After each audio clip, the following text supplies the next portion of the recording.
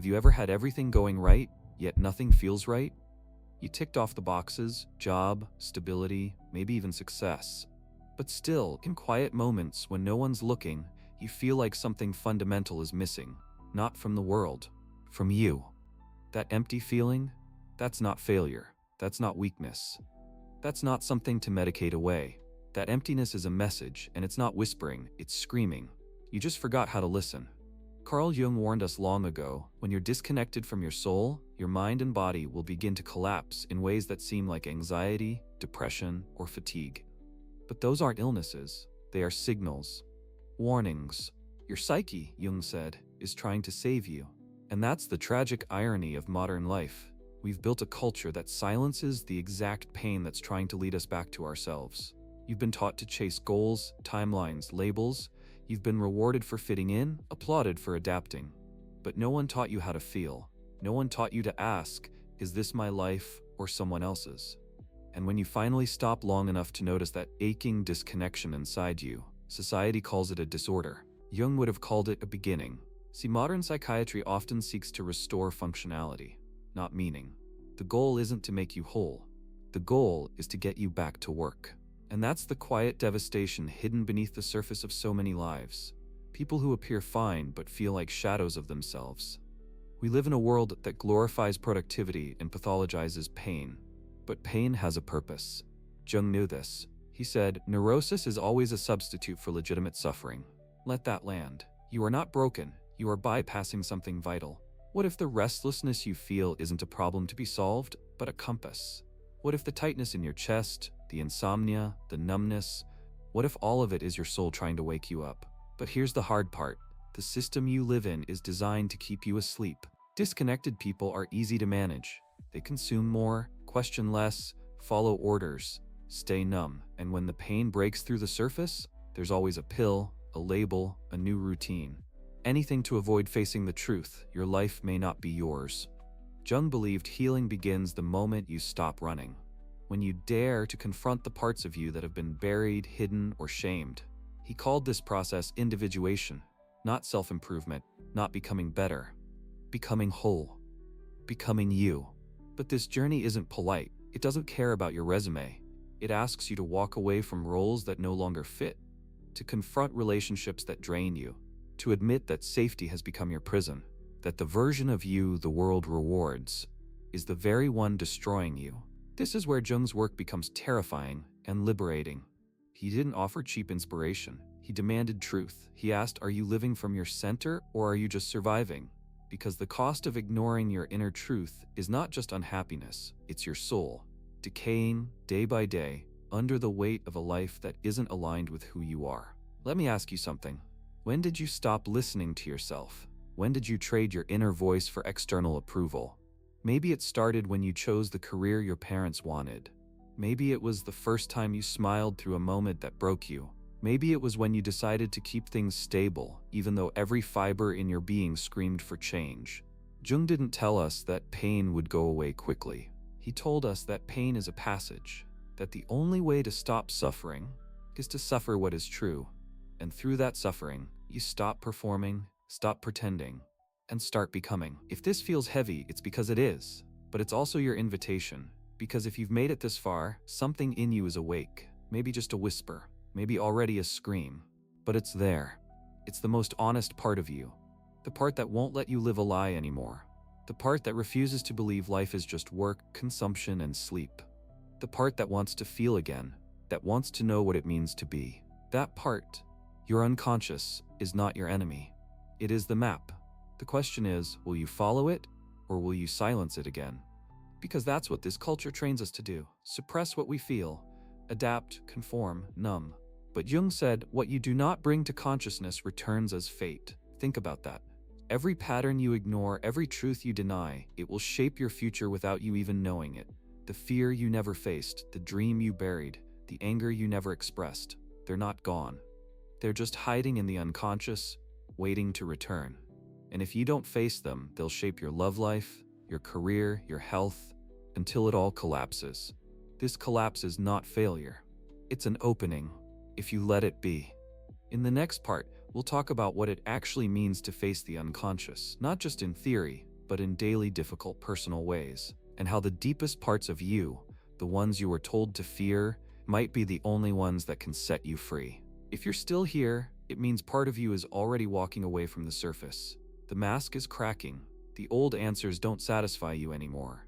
And deep down, you know something has to change. Not externally, not a new job, not a new hobby. Something deeper, something true. This is where the journey into the unconscious begins. But before we go further, I ask you to pause, like this video if it's stirring something inside you, and subscribe to Psycho Pulse so you don't miss the next steps of this inner revolution. What we're building here isn't entertainment. It's a return to essence. A movement back toward the soul. Carl Jung called the unconscious a vast symbolic realm, a hidden universe inside you, filled with everything you've ever repressed, denied, or abandoned. Your instincts, your wounds, your forbidden truths. It is the dark mirror of who you truly are. And most people never look into it, not because they can't, but because they're afraid of what they'll see. They don't want to admit that their sadness is not circumstantial, that their anxiety isn't random, that their numbness isn't chemical. Because if it's not, if it's something deeper, then the whole illusion collapses. The illusion that everything's fine, that this life as it's currently built is working, and that collapse terrifies them more than their pain. But Jung didn't fear the unconscious. He revered it. He understood that the unconscious holds not only our pain, but our purpose. And this is the great paradox. The thing you most avoid, that's the doorway. That's the key. He said one does not become enlightened by imagining figures of light, but by making the darkness conscious. So if you want to stop wasting your life, if you want to feel alive again, you have to look at your darkness. You have to sit with your shame, your fear, your rage. Not to judge it, not to fix it, but to hear it.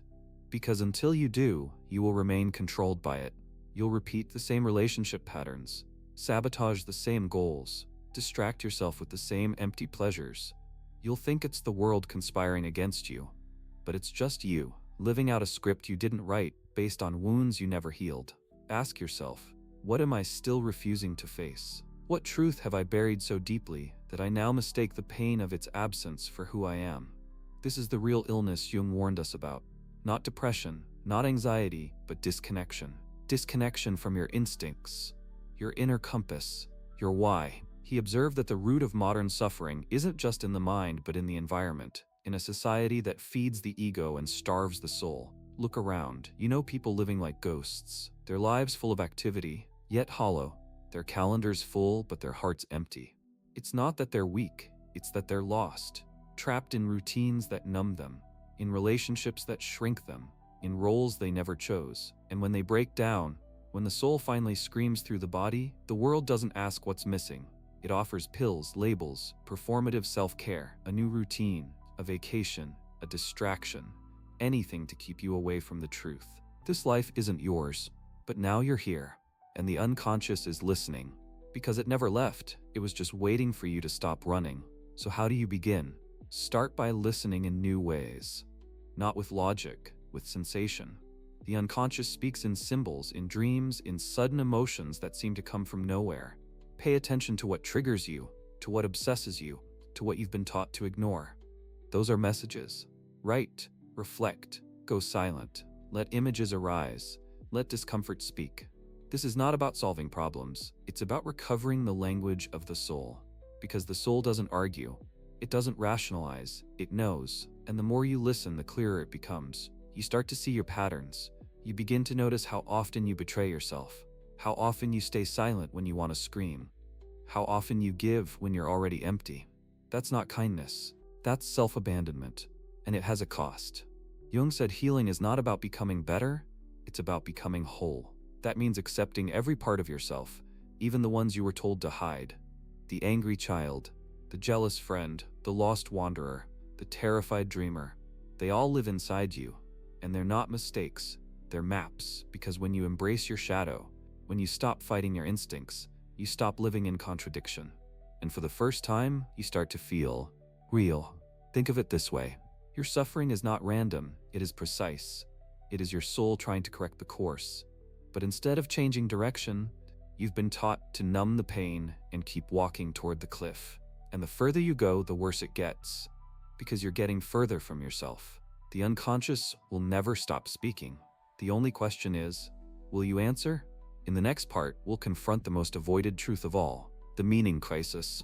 Why so many feel empty even when everything seems fine, and how the absence of a true inner why is killing the human spirit, one comfortable day at a time.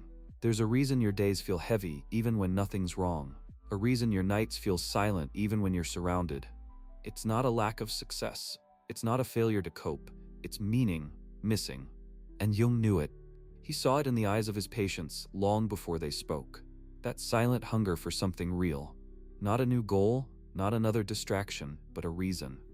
A thread that connects what you do to who you are. In a world drowning in stimulation, purpose has become rare. You wake up, you perform, you scroll, you sleep, and repeat. But something in you knows, this isn't it. This can't be it. That quiet dread you feel on Sunday night, the way your soul flinches during small talk, the subtle ache you carry like a shadow. It's not depression, it's not dysfunction.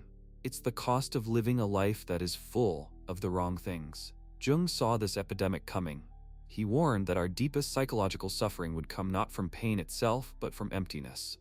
And not poetic emptiness, existential hollowness, a lack of direction, a disconnect between action and identity. You're doing things, but they don't matter, not to you, and your soul knows it. He said the sole purpose of human existence is to kindle a light in the darkness of mere being. Mere being. That's what most of us have settled for.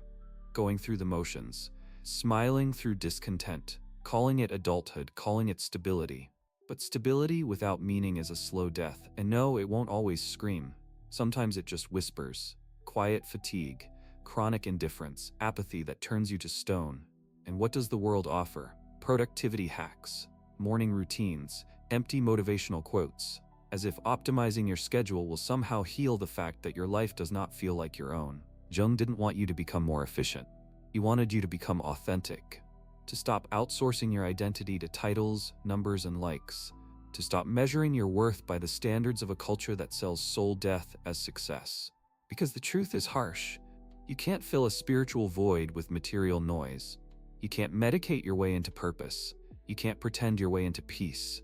If you want a life that means something, you have to build it from your center, and that means knowing your center. So where do you start? With honesty, brutal, raw honesty. You start by asking, is this mine? The job, the relationship, the identity you're performing, the goals you inherited, the dreams you're chasing, did they come from your soul or from someone else's fear?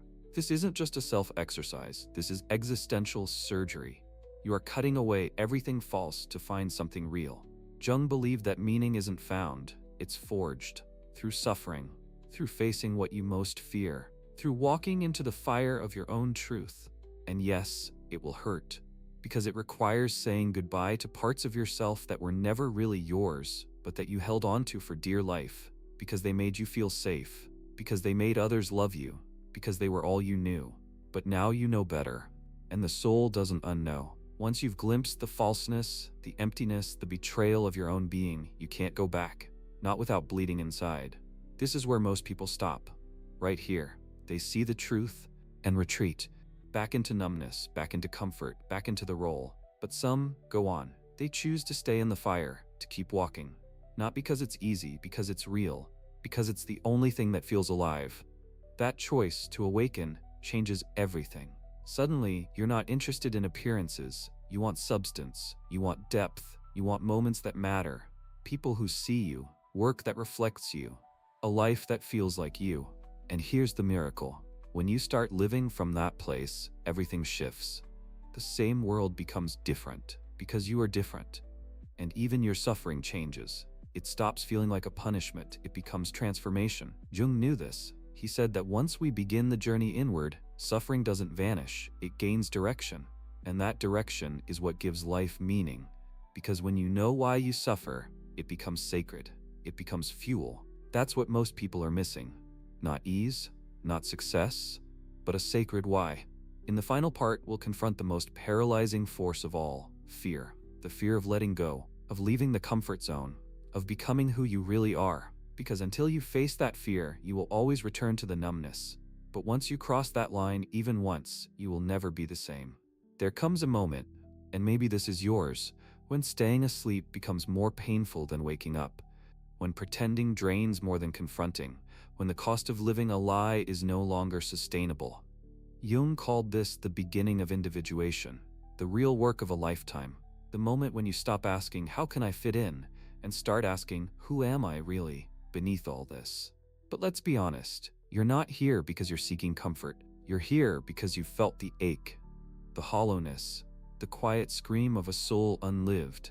You're here because something in you refuses to settle, and yet you're afraid. Of course you are, because real transformation demands everything. It demands the death of who you were told to be. It demands that you walk away from comfort, from safety, from the version of yourself that the world applauded, but that never felt like home.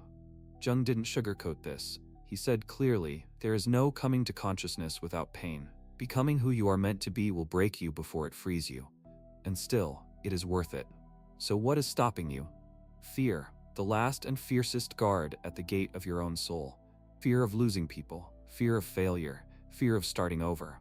But perhaps the deepest fear is this: the fear that there is something inside you so dark, so chaotic, so unlovable, that if you truly met yourself, it would destroy you. That's the lie. The fear isn't really of your shadow. The fear is that your shadow holds the truth. Because if it does, if your pain, your rage, your sadness, your longing, if all of that is real, then the life you built to suppress it must come crashing down. But that is the price of rebirth. And most people aren't willing to pay it. They will stay numb. They will call it normal. They will decorate the cage and convince themselves they're free. They will keep waking up to the same morning they secretly dread, until one day they feel nothing at all. That's the final cost of silence, not pain, but emptiness. And that is the worst suffering of all. But not you. Not if you've made it this far. Because some part of you already knows that there's more. Knows that your soul is not here to perform or please, but to be. Fully. Deeply. Authentically. So here is the hardest truth I can offer you, and the most liberating. You are the one who has to choose, not the system, not your family, not your therapist, not your past, you. And your choice is this: continue living anesthetized or awaken. There is no middle ground. There never was. The door is open, but no one is going to push you through it. That's the great secret of individuation. The soul does not beg. It waits, quietly, until you are ready to burn everything false for the chance to live something true. And yes, it will hurt. It will cost you certainty, comfort, approval, but it will give you something greater than all of it, yourself. And once you begin to live from your center, really live, you become untouchable. Not because you are perfect, but because you are whole. Because you are no longer controlled by fear or old wounds or expectations. Because you know who you are, and you will no longer betray it. That is the power of awakening. That is what Jung gave us. Not easy answers, but a dangerous, sacred path. A path that leads not to happiness, but to wholeness. And from wholeness, everything changes. So I leave you with this final question. Not as an ending, but as the beginning of your own confrontation. What must you let go of to finally live the life that is yours? Write it in the comments. A sentence, a secret, a truth. The simple act of naming it is an act of power. Because clarity begins the moment we stop pretending. And if this video stirred something in you, if it cracked the surface of your numbness, subscribe, like. Share this with the one person you know is also ready to wake up. Not because it helps the algorithm, but because someone, somewhere, needs to hear this right now. We're building something different here. A place for depth, for danger, for souls who are done pretending. This is Psychopulse, and this is just the beginning.